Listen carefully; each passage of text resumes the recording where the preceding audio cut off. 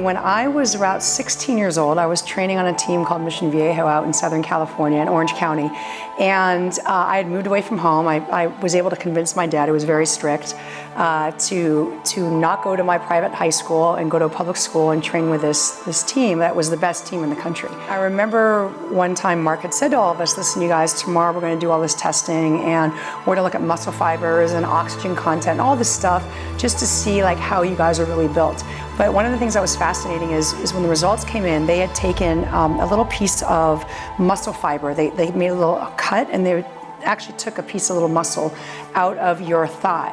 And they tested everyone, and when he came back with the results, he said, okay, well, there were 2 people who tested 70% fast twitch muscle fibers, and everyone else, which was about 150 athletes, everyone else is under 50% fast twitch muscle fibers. And it happened to be myself and Greg Louganis, the diver, who had the fastest muscle twitch fibers. So I think physiologically, I definitely have fast twitch muscles, and I'm very fast at what I do.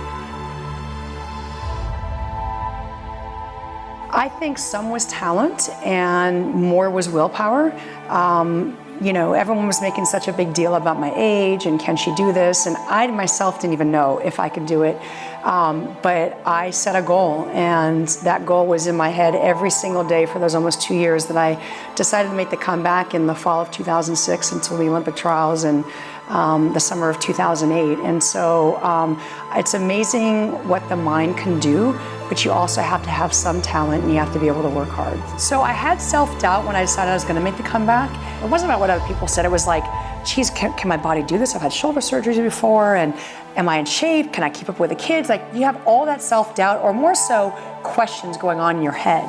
And once I asked those questions, I'm like, okay, I'm gonna see what I need to do. And so I remember going to my orthopedic surgeon being like, can you just take some x-rays or see what's going on to see if like my body can do this? And he did, he kind of laughed, he's like, all right. And so he did, he's like, no, you know, everything looks pretty good. I'm like, all right, great. And it was more about whether my body could do that. I know my mind was okay, it was my body. And once he said, no, you're good to go, I still didn't know how I was going to do it. I hadn't hired anyone yet. I didn't know what I was going to do. But that was the moment that I thought, okay, I want to win a gold medal.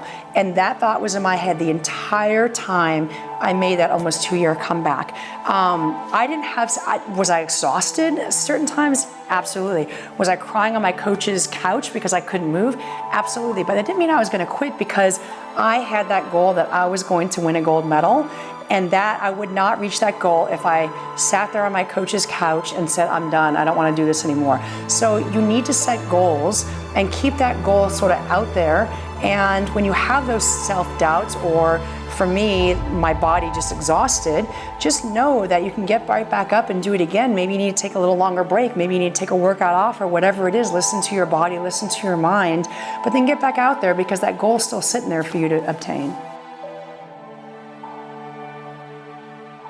If I do have one, that it would be not to put an age limit on your dreams, and to don't think you're too old to do something, or thought that you couldn't do it because you haven't done it for so long. Like, to just, you know, set goals and try something even if you don't think you can do it, because you might surprise yourself.